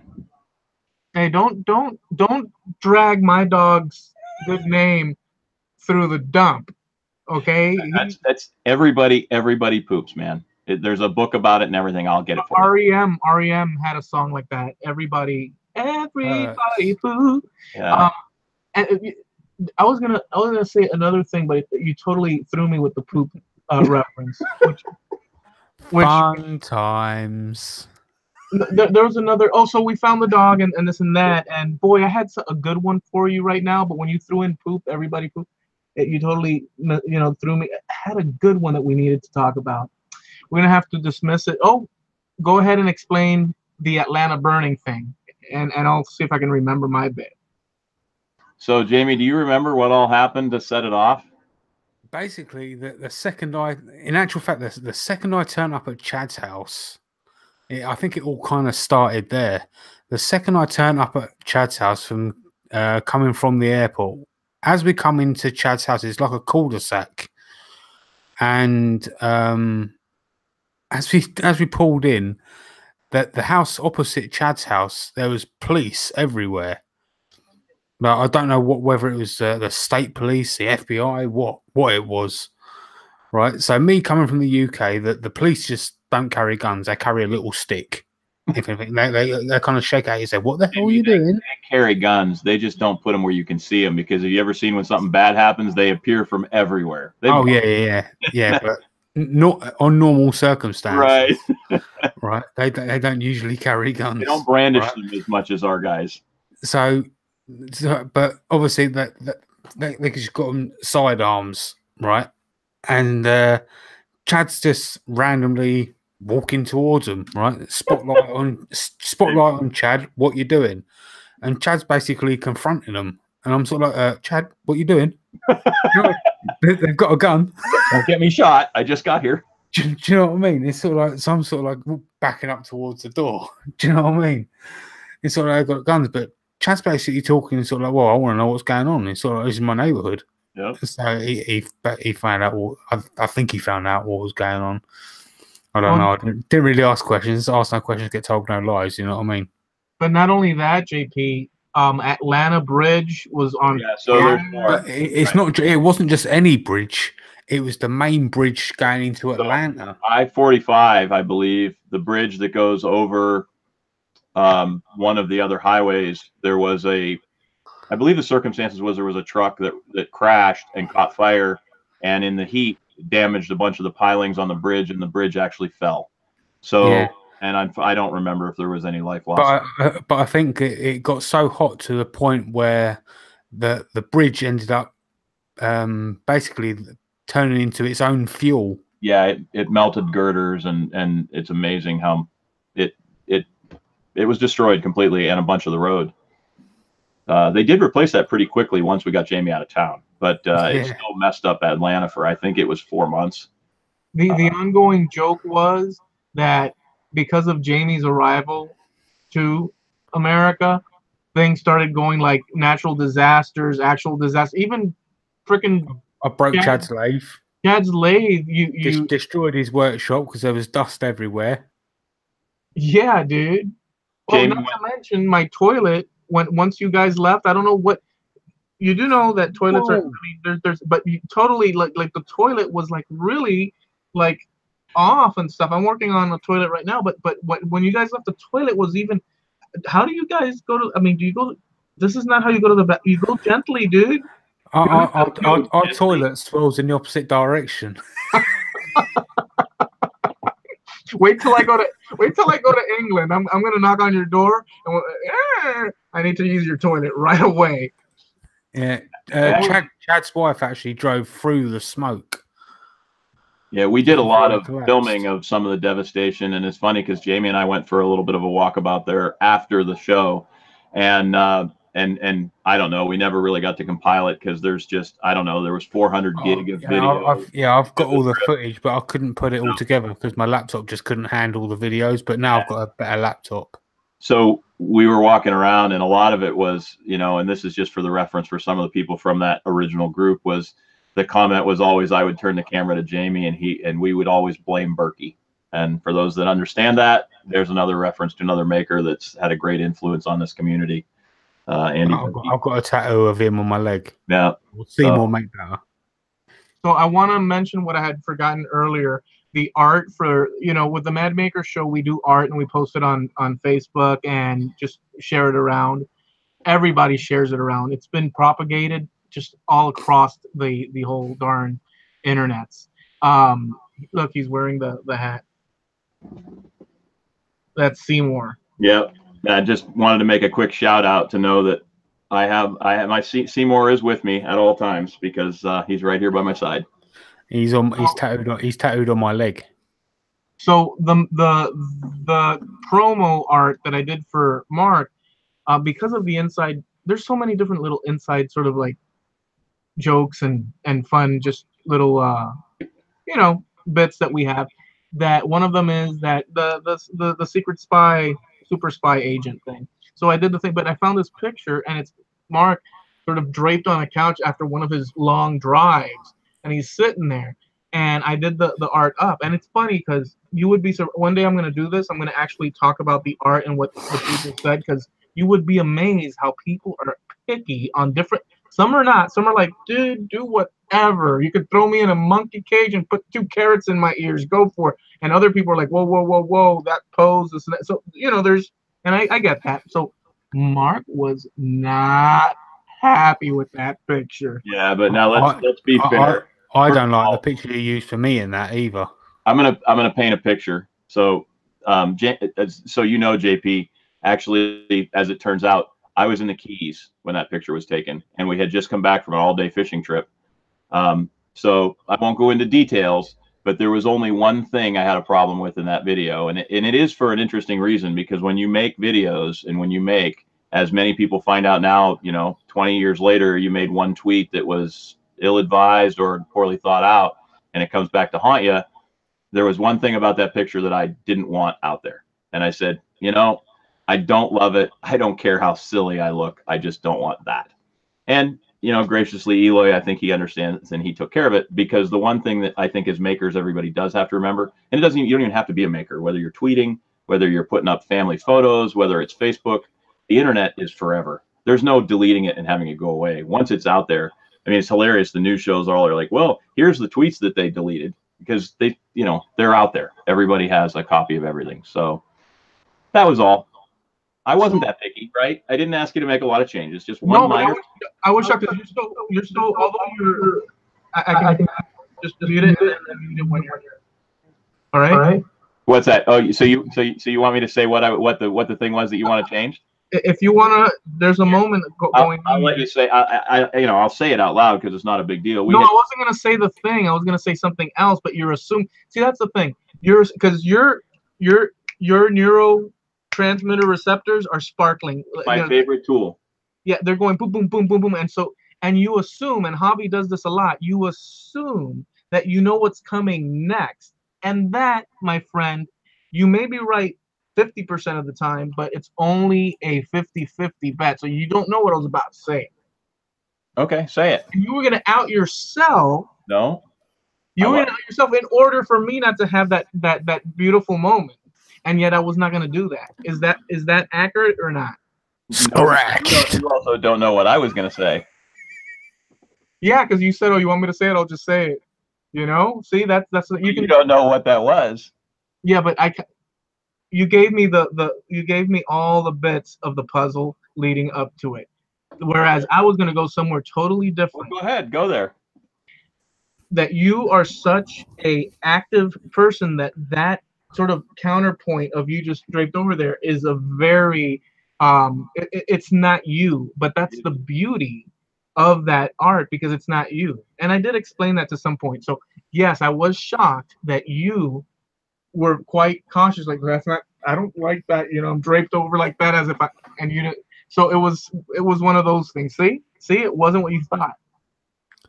Scratched. Everybody's going to be like, "What are they talking about?" Yeah, It's really not a big deal, and I just. Oh, now it's not about you guys behind the scenes. My goodness. Yeah. I'd like to go ahead and interject and try to right this ship here. Yes. Bring this ship back to port. So if you don't eat tacos, Mark, which is fine, what do you eat? We had Chick-fil-A. For real, or are you asking me that question to drag this conversation completely somewhere else? No, for real. Actually, right now I was feeling a little uncomfortable with my robustness, so I doing Atkins. I've been on for about 3 weeks. I've probably lost 16, 18 pounds. Wow. Well, that's good, but all right, don't dodge the question. What's your favorite thing to eat if you're not eating tacos? I absolutely love a good steak. Sorry if anyone out there, vegetarian or vegan, but it's just I couldn't live without my red meat. I don't think if I had to, I don't know. I don't think I could. No one gives us a hard time for taco, and that's red meat. So I think you're good. Yeah, I absolutely love fish when we have the opportunity to get fresh fish. I'm fortunate enough to have a lot of friends that spend a lot of time on the water. I don't get to, but having that fresh tuna steak at Dave's with Jamie or any of that. I'm a pretty big seafood fan, but if I had to pick like one thing to live off of, and it's a pretty broad thing. It's like saying I like meat, but I love sushi. Cooked, uncooked. I love almost all sushi. There's very few varieties that I don't enjoy. So if I had to pick one thing to live off of for the rest of my life, the hard part is there's the selection is very minimal if you go into the Atkins world with sushi, because of course you lose the rice, but then you're in sashimi for anyone that knows that stuff. Heck yeah, dude. But yeah, a slice of fish and eat that sucker raw. Yeah, I'm a big sashimi fan. It's funny because when you grow up north on the freshwater lakes, that's a really foreign concept. So it was hard for me to get past as a young man, because you don't eat freshwater fish are not appropriate. They're just no good. The water's warm, and there's a whole bunch of different reasons that I'm not aware of any fresh fish that you would ever eat out of freshwater as sushi.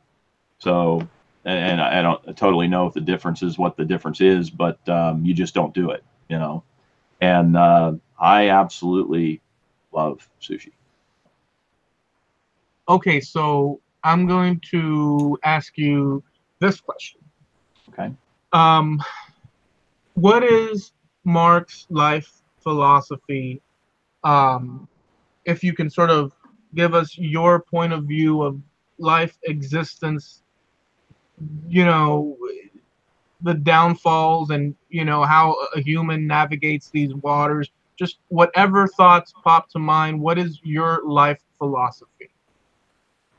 Well, I mean, I was always brought up to help people and to be good to other people as much as you can. I also tend to be fairly direct about what I believe. It's one of the reasons that I don't really drink, and I never really done any drugs, because I like to be in control, because I am fairly direct. And I believe that if I soften the filter a little bit, I might be rude or mean, rather than being, saying, hey, I don't really love that. I would be more abrasive about it. And I don't really, being in control is a big thing for me.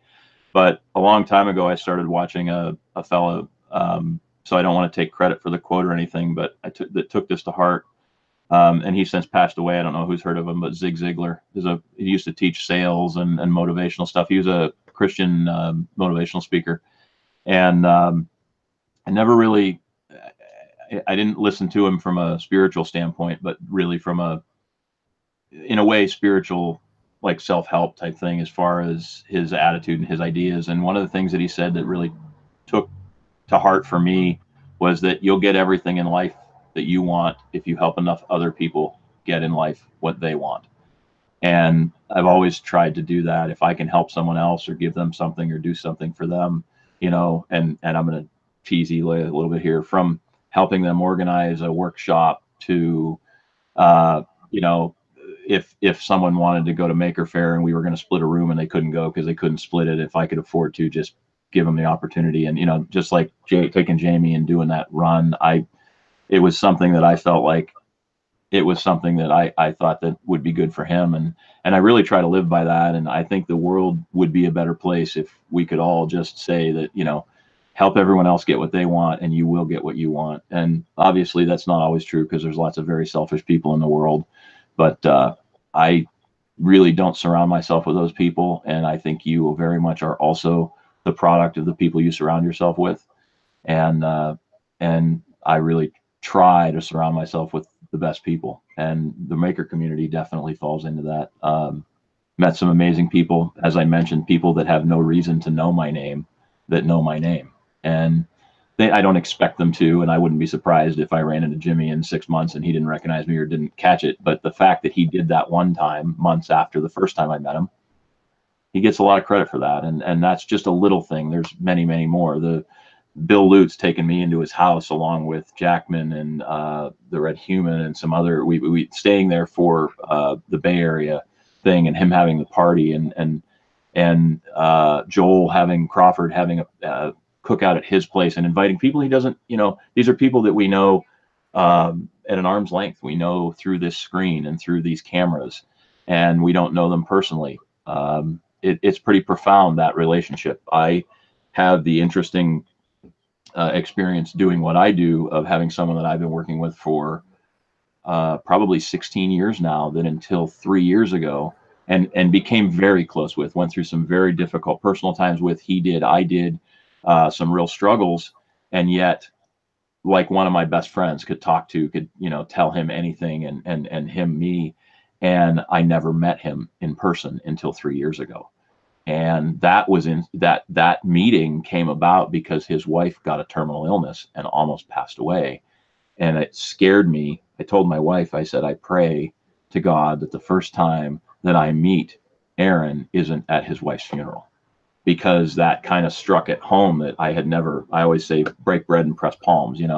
That's one of the reasons I love to go to these community things, is because it gives me the opportunity to break bread and press palms with people who I truly believe are good and who I enjoy being with and who make me a better person when I'm around them. So awesome, dude. Well, thank you for sharing that with us. That's very good. So I guess what I'll ask you now is, can you tell us about the music, whatever you want to share? We've actually covered a lot of ground but we're nearing the summit here. So, but I do want to know a little, and what'll be cool is if you can hit us with some of the music stuff, and then we can. I mean, did you enjoy the show?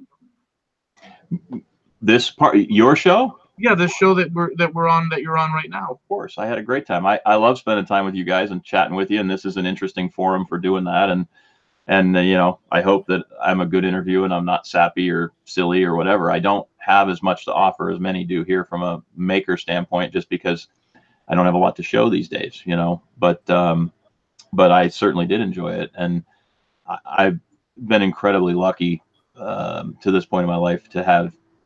I love the work I do during the day. I love the time I spend here. As I mentioned, I've already mentioned the family thing. My daughter, she's an interesting character, but as she walks into the room, yeah, but she supports Chelsea. Yeah, she's a Chelsea fan. So yeah, as she sneaks away. We don't like that, right, JP? That No, we don't. Yeah, Okay. there's a long story behind that because when we used to get on the late night hangouts and she wasn't real shy and she'd stand behind me and there would begin to be a bunch of trash talking because the two teams, Jamie's team, Tottenham, and her team, Chelsea, are kind of rivals. And Oh no, that's my team too. Tottenham? Yeah, I blindly support JP's team. Well, there you go. 100% because that's JP's squad. So I just asked JP, is that good or bad? And he tells me, and then I just wear a hat. Yeah. Yeah.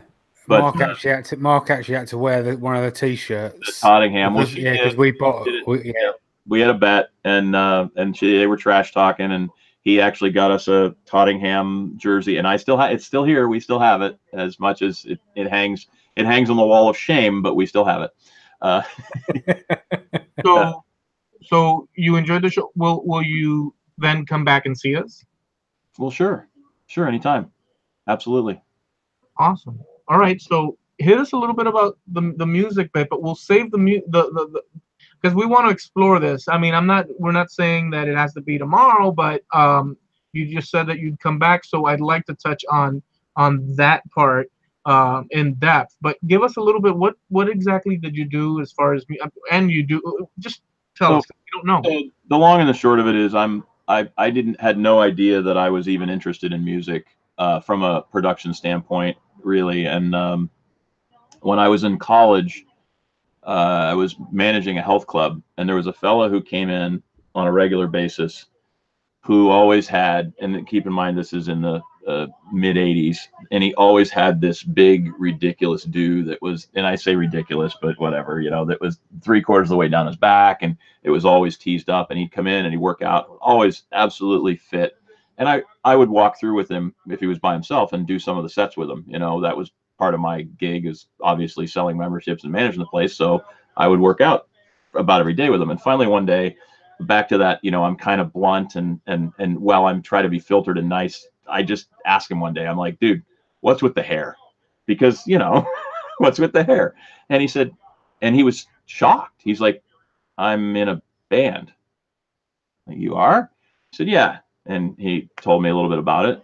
And he's like, you didn't know? He's like, we have songs on the radio. And, people tend to glom onto people like that. It's kind of like Jimmy or anybody, right? So they tend to follow him. So, he may have even thought that I was hanging around him because I thought he was a rock star, and I was kind of a kid. I was in college. I was probably 19 at the time, 18 years old, 18 or 19. I don't remember. And I had managed to weasel my way into a management position at this place. But anyway, so I didn't know, and I was underage. And he said to me, in fact, sadly, the first place he took me, they just closed this last weekend. I went to the auction and bought a couple memorabilia pieces. Oh, wow. Yeah, just this weekend.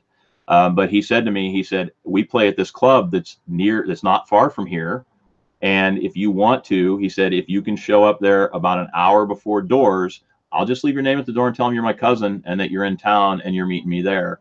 And they won't card you or anything, won't bother you. Of course, this is, again, early 80s, and things were different back then, a little looser. I mean, not completely, but, if you knew somebody. So I went in there and I watched them perform, and they absolutely blew me away. I mean, just floored me. And again, back to that thing where, like I said, when I was a kid and they played the Ballroom Blitz and Tom Sawyer, and it woke my rock. That woke my desire for live. I mean, I had done stage in high school and, a bunch of stage shows, and it just blew me away. And I kind of started hanging out a little bit and watching, and I got to sit in the studio with him, and I got to be really good friends with this fellow, the lead singer. And then about a year and a half later, after I had sat in the studio, just sat on a stool, as hard as it might be to believe, saying nothing, because I was very intimidated. I'd sit back and watch the great big board with all the knobs and beautiful speakers and all this. And they had built their own studio. And it was still a home studio, but it was really nice. And I would sit back, and he would turn around and ask me questions. What do you think of the snare? What do you think of this? What do you think of that? And it kind of culminated to, we were on our way to a job that was, I don't know, somewhere that was close enough for us to drive. And he had this convertible vet. He said, hey, come ride with me in the vet. And we were halfway there, and he said, I want to do vocals tomorrow. And what that normally meant was that no one was allowed in the studio except for whoever was engineering, because it's this just process that he had, right? And he wanted it to be private, and wanted to be able to do whatever it was that he needed to do to make things happen, you know. And so no one was allowed to be there. And I said, well, that's cool. I said, I probably have to work anyway or whatever. He said, no, that's not what I mean. What do you mean? He said, I want you to engineer. And I'm like, Bob, I've never, I mean, I never pushed record on the recorder. I never turned a knob on the board. I didn't know. He said, you know. He said, you've answered every question I've ever asked you right. In fact, more so than the guys I've got engineering at this point in time. He said, so I trust you doing it. I'll show you the ropes. And that night I did my first recording, and I did a vocal track with a lot of complexity to it. We did a lot of punch in and punch out stuff and overdubs, because they were a vocal band with 5-part harmonies. So we had to write the harmony parts and put those down. And we stacked vocals, which meant that we would do sometimes 30 or 40 passes over a track and bounce them. And it was really, really technical. And that was my first experience. And I just absolutely, totally fell in love with it. He kind of joke about it, ruined my life, because it made me rethink everything that I wanted to do. You know, I was going to school for pre-med, and I was very much into the sciences. And here's this soft science thing, you know, as they say, of music, that I'm musically inclined. I love music, but never had any idea that I could make it. And that evolved into, you know, being somewhat of a producer and a coach and engineer. And I learned monitors, which I love to run, which a lot of people hate running monitors for bands. I love being a monitor guy, because you're close to the band. You're hanging out usually on the stage, backstage with people. I love running front of house, which means you're the guy at the soundboard out front, but you're much more detached from the band, you know. But that board has become my instrument. People always ask me if I play. And the fact is, I do play. I play that instrument that makes everybody sound great. And that can make or break a show anywhere, anytime. I just recently caught a piece of a Joe Rogan podcast that was funny, because they were talking about comedians and walking into clubs and some of these small clubs. And they go into a club and they were talking about someone that they didn't like and the attitude. And he walked into this club and he started giving the sound guy a really hard time, like he knew what he was doing. And he said, the funny thing is, in these little clubs, like even true, because I owned a club and I ran there, you never know who that sound guy is. He's probably a guy who got tired of the road and retired and came home, and just to keep his whistle wet, got a gig at the local place. You know, he could have run for Rush, or he could have run for Bon Jovi, or for anybody. Pick somebody. You know, he could have recorded or worked at the record plant. I have a close friend who worked at the record plant, you know, who's from town here, or one of the other major studios. So you just never know who that guy is, you know. So the one thing you don't want to do, musicians, don't piss off the sound guy. but it's funny how that it's such a small community, and Bob brought me into that. It was really amazing. It was a great experience, and I miss it. I don't get to do it very much anymore, because just the circumstances of work and my schedule. But every once in a while I get a call, and I get to go sit in the studio. And I do when I get to Florida, actually. Eloy probably knows this, but my friend, the lead singer, we actually do have a studio in his house, and we try to write whenever we can. So when I'm in Florida, I try to stop for, if I can take a week out of my trip, and I stop in where he's in now, is in Stuart, Florida. And we have a pretty nice studio set up, and it's gotten a lot easier nowadays to build a great studio, because gear has changed and is much less expensive, and we've got great gear. And we try to write, and it's hard because our schedules don't let us get it done and whatever. But you know, maybe one of these days I'll have a maker song to release. Nice, dude. We're gonna have to. I want to delve into the music thing, but we're done, man. This was freaking awesome. Yeah. Well, what do you think? Was it you were like all like, yeah, oh, I don't know, and this and that, dude? No, I wasn't. I enjoyed doing this stuff, dude. It wasn't that. I was just worried because I didn't know for sure that I could get in front of a screen with good internet, right? Last week, because I was just getting home from Maker Faire, and if I had one travel problem, I was screwed, and I didn't want to screw you. So, well, that was a full pull. If it was a tractor pull, you could blow the horn and full pull. Well, I hope it wasn't too long. No, we have a good solid just about 2 hours of information, but there's more. You can't look, all these people that we interview, you can't sum it up in an hour or an hour and a half or this and that. But the attempt is to get a little bit get people's whistles wet, so that next time round we have, you know, more adventures to talk about and all that. But Can you guys, after we ask Mark, people don't contact you. You contact them, right? That is kind of how it goes, actually. Yeah. That's because I was gonna say, so hit us with no, but actually, you're gonna have to tell me your links and stuff because I searched out. It was a difficulty. Kind of hard to find, huh? Yeah, dude. Yeah. But nonetheless, so you don't need to make videos to be a maker or be part of the community. No, you don't. You definitely don't. I am definitely the proof of that. It is awkward because when you're in a room with 10 makers, they're all exchanging their stickers and going, "What's your channel? What's your channel? What's your channel?" and meeting the new people, and they're like, "What's your channel?" And I'm like, "I don't have one." And I do have one, and I do make some videos, but they're all highly technical, very boring things that nobody in this group ever wants to watch unless, they happen to be in a certain specific security area, and none of them are. It's boring. It's boring for me to make them. So. Well, we didn't even touch upon you and Jerry Blakesley and some other people, but I think it was you and Jerry Blakesley one evening. You were there. Were you there when they were planning my assassination? Was that you with Jerry or no? You weren't there. Yes. I would have never participated in a conversation with the word assassination in it. You just did. Good move, Mark. Only because someone else brought it up. Oh, okay. Well, in any event, that's another story. Planning one. Let me rephrase that. Planning one, Doc. I got you. Okay, whatever. It was actually planning one. Mine actually. But that's it was a failed attempt. Probably had it coming. Well, I don't know about that. So listen, Doc, what's been going on? What's been going on with you? Let's go through down the line here and wrap this puppy up because we're heading to bed. All right, so you can catch me on the Mad Maker Show right here. Also, Scratch Podcast available where all fine podcasts are sold, given away. Check that out. Scratched without the E.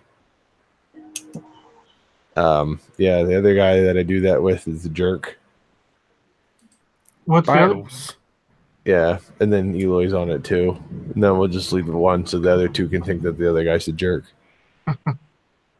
Yeah, that's what I'm up to recently. Change of lifestyle. So, yeah. Thanks for having me on, Mark. Lovely to sit and, Awesome. At the beginning of this podcast, I mentioned to Jamie that we don't get to talk nearly as much as we used to, and same goes for you. Yeah, absolutely. But it's great to get together. It's always fun when we can. Yep. Well, wait a second. When did you? Do you remember the time when you first met Mark? Where was it? A hangout or? Yeah, back in the old school JP hangout days. Yep. Yeah.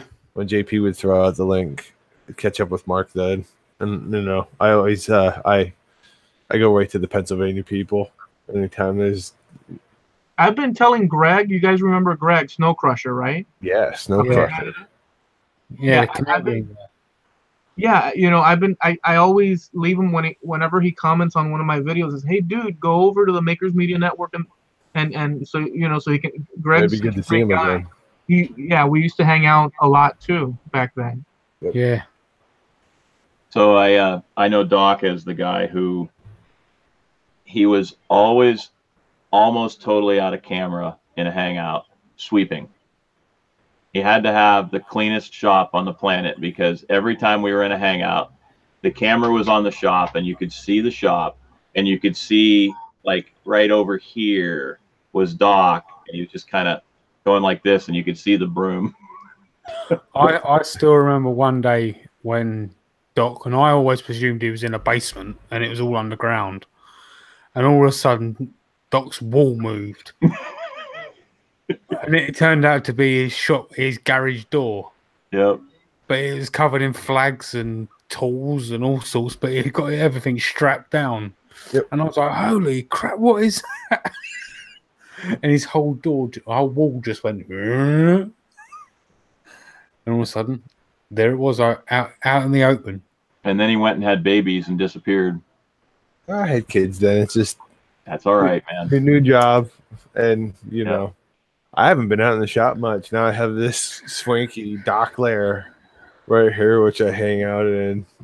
Now with a semi-finished wall. So now we don't get to see you with a broom. We get to see you with a vacuum cleaner. I don't know. Lenny's about. Hold on. Oh, he's still got a broom? He's called Lenny now, and he's got eyes. Oh, really?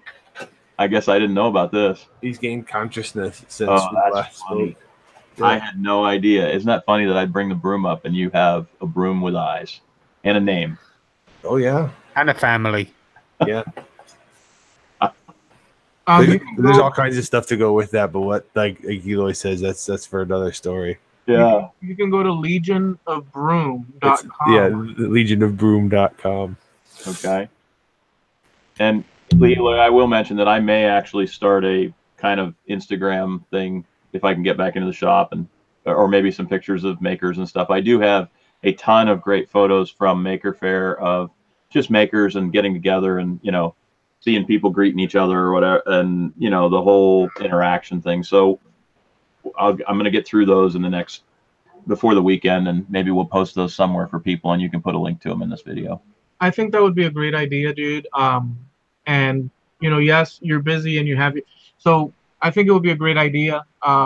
You're known to us, and we enjoy our company and our interactions. And it would be good to have a placeholder for some of the pictures that you want to put out. I mean, the reasons that you don't or do because of time, this and that. But it'd be nice to have, you know, the selections that you enjoy, so that there's a place outside of that we can always touch base with.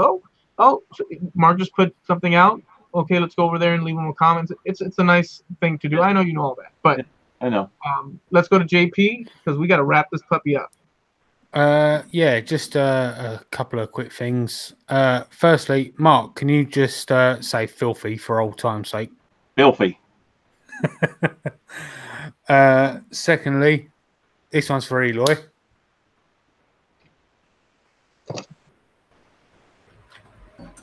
You got to be kidding me. Dude, you know what? Look, I was trying to be easy on you, but guess what? How's that?